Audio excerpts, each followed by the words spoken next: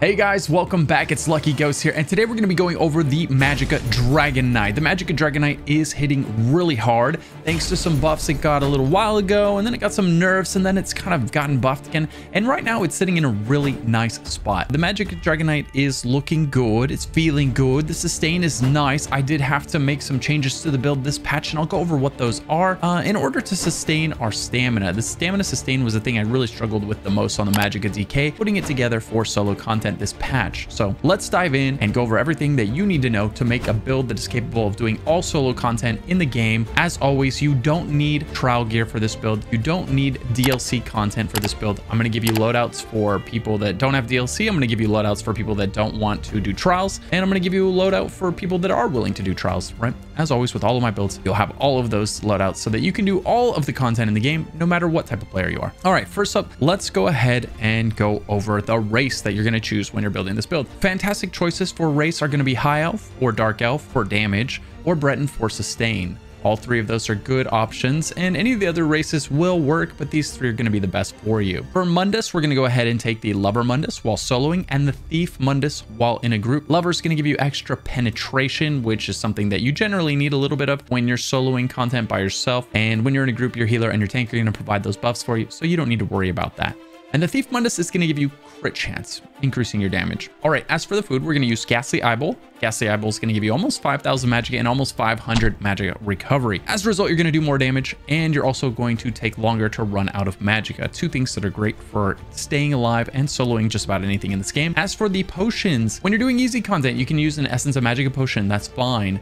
These drop off of mobs. You can buy them for next to nothing at guild traders. These are great for just making sure you don't run out of Magicka. If you're not using potions, you will run out of Magicka in ESO. Same for food. These are two things that are integral to your sustain and your survival in ESO. They're not really optional. They're built to be part of your build, so don't skip out on them. And then when you're doing something sweaty, go ahead and use Essence of Spell Critical Potions. Essence of Spell Critical Potions are going to give you Major Prophecy, increasing your critical rating, and they're going to restore health and restore Magicka while also giving you Major Intellect, which increases your Magicka recovery by 30%. So fantastic for your sustain. And we're not using Essence of Spell Power because we're getting Major Brutality and Major Sorcery from one of our skills. So we don't need to slot a potion that gives us that. It would be redundant, so we can save a little bit of cash this way. All right, next let's go over the armor that's going to make this build tick. For the monster set that we're going to use on all three loadouts, right? I'm going to give you three loadouts. One is for people willing to do trials, one is for people willing to do dungeons, and the third is for people that don't have access to DLC content at all. For all three loadouts, what we're going to use is Stormfist Monster Set. Stormfist Monster Set is a great two-piece set.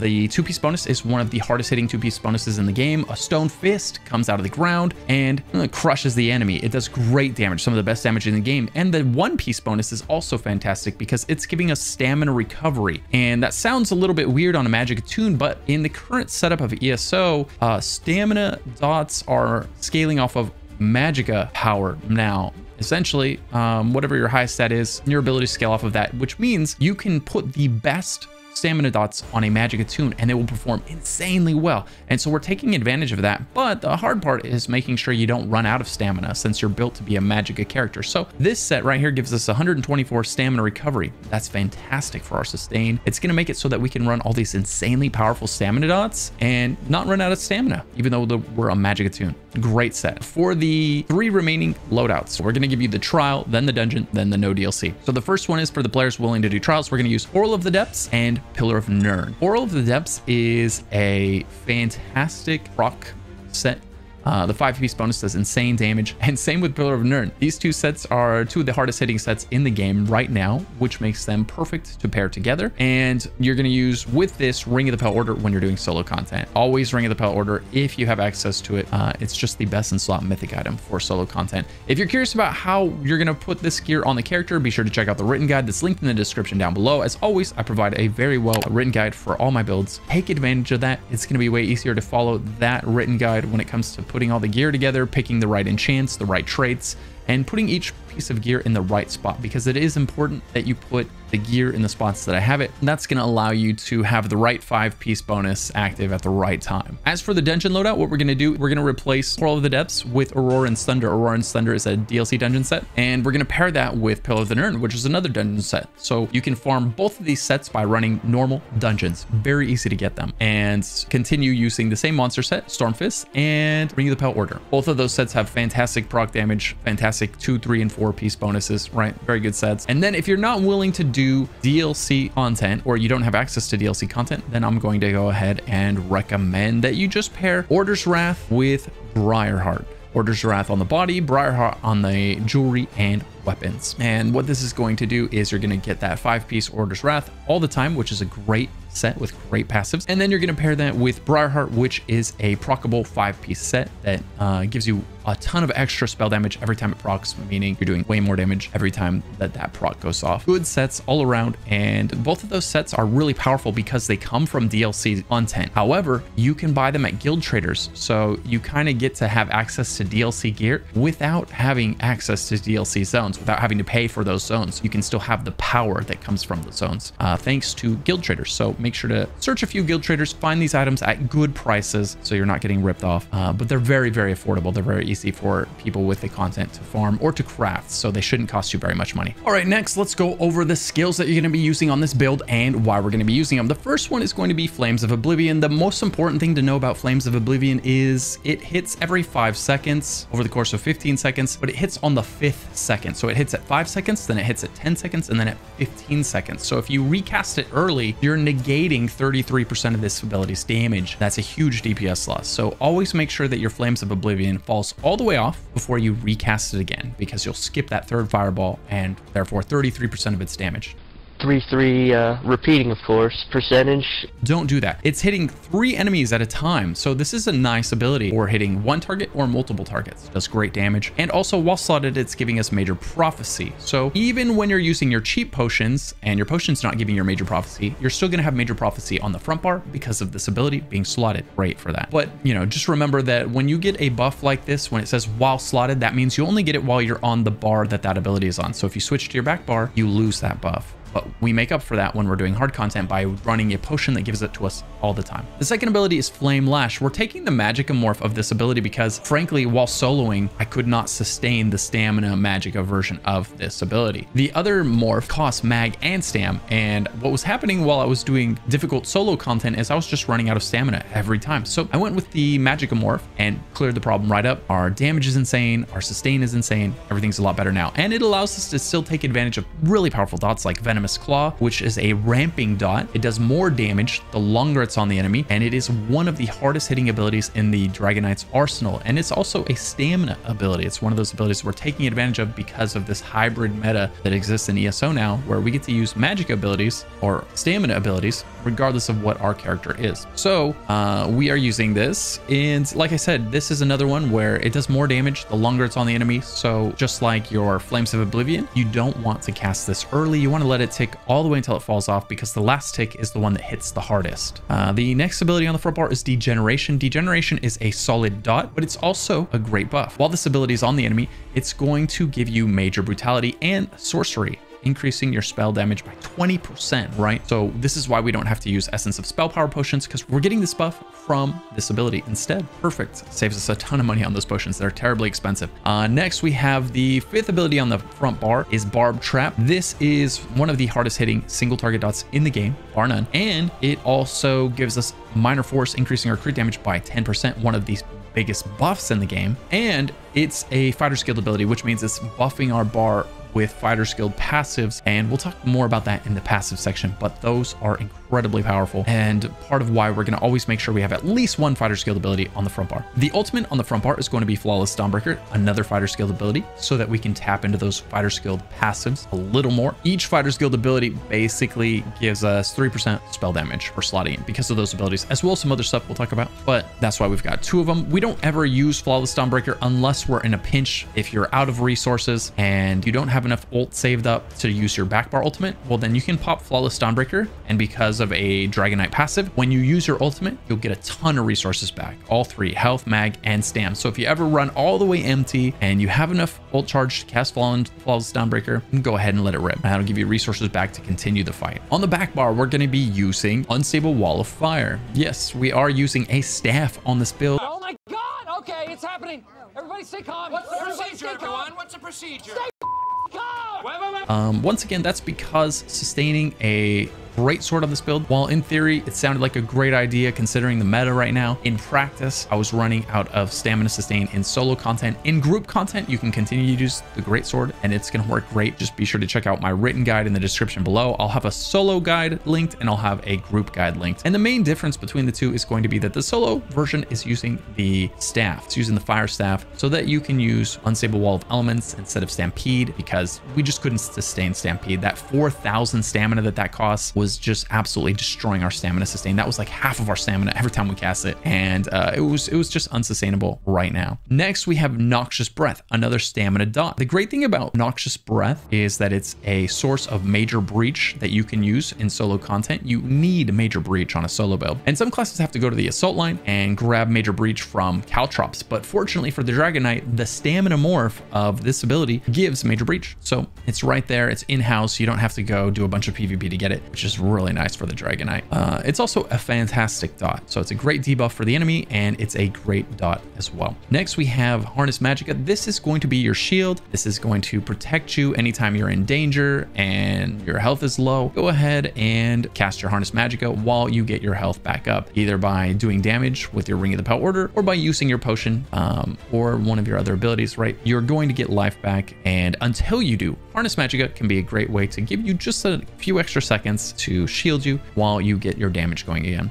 Next, we've got Eruption. Eruption is a AoE dot that does a good chunk of damage up front and then a nice lingering dot afterwards. It also slows the enemy's move speed by 70%, and this is just a nice solid AoE fire dot that you put under your enemies. Not much to say about it beyond that. It's another one that you want to try to let it cast and be there for the whole time if possible. And Volatile Armor is our fifth and final ability on the back bar. Is going to be both a dot, it explodes damage off of you, but it's also giving you Major Resolve, which means you take way less damage anytime that things are attacking you. You've got 6,000 extra resistances because of this ability, and while active, the armor returns 340 flame damage to any enemy that uses a direct damage ability against you as well. So it's exploding damage against enemies around you. It's also returning a little bit of damage to enemies around you. So it's a little bit of damage, a little bit of defense, or a little bit of damage and a lot of defense. And then our ultimate on the back bar is going to be Standard of Might. This is our bread and butter ultimate for the Dragoknight. You put this thing down and it does a ton of damage to everything inside of it, as well as buffing your damage by 15% while you're inside of it. That's a massive buff in ESO, by the way, and reduces the enemy's damage against you by 15% while you're inside of it. So it's buffing you, it's debuffing them, and it's doing a ton of damage. Great ultimate, but it is very expensive, which is why I said in a pinch, if you're all out of resources, you ran completely dry, go ahead and fire off your front bar ultimate. It's really cheap, only 125 ultimate, literally half the cost of your back bar, and this will give you a bunch of resources to keep you going in that fight. All right, as for the rotation, what we're going to do is we're going to start by pre-buffing with Volatile Armor, and then we're going to go ahead and lay down all of our dots, our Unstable Wall of Fire, our Noxious Breath to get the Major Breach on the enemy and a dot, and our Eruption, right, another long dot. Then we're going to do the front bar. We're going to get our Flames of Oblivion ticking, our Venomous Claw, and our Barb Trap, and our Degeneration. Right now, all of our dots and all of our buffs are ticking. And now we're going to go into our spammable Flame Lash. And we're just going to use Flame Lash until one of these dots or buffs falls off. And then we'll stop Flame Lashing for 1 second, reapply that dot or buff, then go back to Flame Lashing. And that's basically it. You Flame Lash as long as everything else is ticking. And then if something else falls off, you replace it and then go back to Flame Lashing. Use your back bar ultimate anytime it's up and all of your dots are ticking. So get all of your dots ticking. Throw more dots. Throw more dots. More dots. More dots. Come on, more dots. And then drop your Standard of Might. Unless you need to drop your Standard of Might because you ran out of resources, then go ahead and pop it off. All right, now for the passives under Ardent Flame. Combustion, this is going to increase our damage of burning and poison status effect by 50%. So we're going to be poisoning things and we're going to be burning them, and this is just going to make that do more damage. Warmth, When you deal direct damage with an Ardent Flame ability, you reduce the enemy's movement speed by 30% for 3 seconds. So this is just a nice little slow, more effective in PvP than in PvE, but it's nice to have. Next, we have Searing Heat, increases the damage over time of your Fiery Breath, Searing Strike, and Dragoknight standard abilities by 25%, and the duration by 4 seconds. So this increases the damage and the duration of some of the dots in this line. Really powerful passive, and of course we're going to take it. Next, we have World in Ruin, increases the damage of your flame and poison attacks by 5%. Another buff. Take it. Draconic Power. We've got Iron Skin. Increases the amount of damage you block by 10%. This line is a large part of why Dragoknights make such good tanks. Things like this, you know, 10% damage mitigation is pretty huge. While a Draconic Power ability is active, your healing received is increased by 12%. That's nice. 12% extra healing is always good. Anytime we're using one of these abilities in our build, this is going to be giving us that buff, right? And usually we're going to have this ability, one of these abilities ticking. Elder Dragon increases your health recovery by 5% for each Draconic ability slotted. That's nice when you're using Draconic abilities, so always make sure you grab this passive if you're using one, like Volatile Armor. If you're not, then don't worry about it. Next, we have Scaled Armor, increases our resistances by 1,650. That is a nice, unique buff that the Dragoknight gets. Another reason that they are so great to play in group content is they get an extra 1,650 resistances that other classes don't have. It's just that much easier to get to your resistance cap. Same thing that it's the same reason that tanks pick Nord as their race, because a Nord gets extra resistances just like this. Next, we have Earthen Heart, and the first passive is Eternal Mountain, increases the duration of your Earthen Heart abilities by 20%. This is great. We've got at least one Earthen Heart ability. We're using Eruption usually in this build, so that's going to be great for our damage by increasing its duration by 20%. That's huge. Next, we have Battle Roar. When you cast an ultimate ability, you restore 51 health, 50 Magicka, and 50 stamina for each point of ultimate spent. So if we do the math, 50 times 250 means we're getting 12,500 of every resource back, health, mag, and stam, when we use our Standard of Might, right? That's huge. That's huge for our sustain. And if you use your front ultimate instead, 125 times 50, you're getting 6,250 health, mag, and stam back, right? It's just a big potion, basically. A tripod whenever you need more resources. Your ultimate is very much a part of your sustain on the Dragoknight. You do need to use it pretty much anytime it's coming off of cooldown, or anytime it's available rather. You need to be using your ultimate in long boss fights, because that's what's going to give you a ton of resources back to make sure you don't run out. All right, for the weapon passives, we're going to be using dual wield daggers. So we're going to take all of the dual wield dagger passives. These are going to give us extra damage to our light attacks while using the daggers. They're going to give us extra damage to all of our abilities because of the Twin Blade and Blunt passive, which says for each dagger you're wearing, you get increased crit chance of 812. So we take 2 daggers, and that gives us way more crit chance, right? Next, we have Destruction Staff, because we are wearing that Destro Staff on the back bar, and these are all going to buff your damage that you do with the Destruction Staff, as well as your sustain while using it. Great passives for that. We're going to be wearing predominantly light armor, so take all your light armor passives. If you do decide to wear some medium armor, and you can, that'll help with your stamina sustain a little bit. It's also going to help with your damage a little bit. The more medium armor you wear, the more damage you tend to do, but the harder it is to sustain your mag pool, because your light armor is what's making your Magicka spells cost less. Without your light armor passives, you will run out of Magicka very fast, right? So it's a balancing act between damage and sustain in medium and light armor on your Magicka tune. So if you want to try wearing 2 medium pieces of gear for your monster set, go for it. It might do a little more damage for you if you can manage to sustain it. Next, we have the Fighter's Guild. We're going to take the first 4 passives. Intimidating Presence is going to reduce the cost of Fighter's Guild abilities by 15%, but also unlock some nice RP passives in conversations with NPCs. Slayer increases our weapon and spell damage by 3% for each Fighter's Guild ability slotted. So 6% increased damage just by having those 2 abilities slotted on the front bar. That's great. Banish the Wicked is perhaps the most important one, if not one of the most important ones, right? It's you generate 3 ultimate whenever you kill an enemy. So this is fantastic for making sure you get your ult back way faster, because every time you kill an enemy, you get 3 ult charge rather than having to wait for that tick of ult charge. Next, we have Skilled Tracker. Fighter skilled abilities deal an extra 10% damage. Great. We'll take it. Next, Undaunted passives. Grab both of these. These are going to give you more health, Magicka, and stamina, as well as give you health, Magicka, and stamina back when you grab synergies. So every build uses both of these passives. Simple as that. Under Assault, we're going to take the first passive, Continuous Attack. This makes you move 30% faster anytime you're on any mount, everywhere. Yeah, so if you don't like moving slow, grab this. If you like moving fast, grab this. Everywhere everybody should grab this. Next, we have our racial passives. Every race's passives are worth getting. Some races are more useful than others for the build that you're doing, but definitely grab your racial passives. Next, we have alchemy, medicinal use, level 3. Always get medicinal use level 3 on every single character. It makes your potions last as long as the cooldown. The cooldown on potions is 45 seconds, and potions at level 0 medicinal use lasts like 35 seconds. So you have a 25% or so downtime on those really serious buffs that you get from potions like major brutality, major sorcery, major prophecy, right? All these buffs that increase your damage by a lot by giving you 20% extra spell damage, extra crit chance, right? And if you don't have medicinal use, you don't have 100% uptime on those. And that's it for the passives. As for the champion points, I'll go ahead and put those in the written guide, which will be linked down in the description below. So be sure to refer to that for the champion points that you should pick and in which order. And as always, thank you so much for watching and tuning in, and a massive shout out to my YouTube members. If you want to become a YouTube member, be sure to click the link down in the description below to get access to behind the scenes footage and to support the channel and to help me make more content like this for you. And that's it, guys. So thank you so much for watching. Thanks for tuning in, and I hope to see you guys in the next video.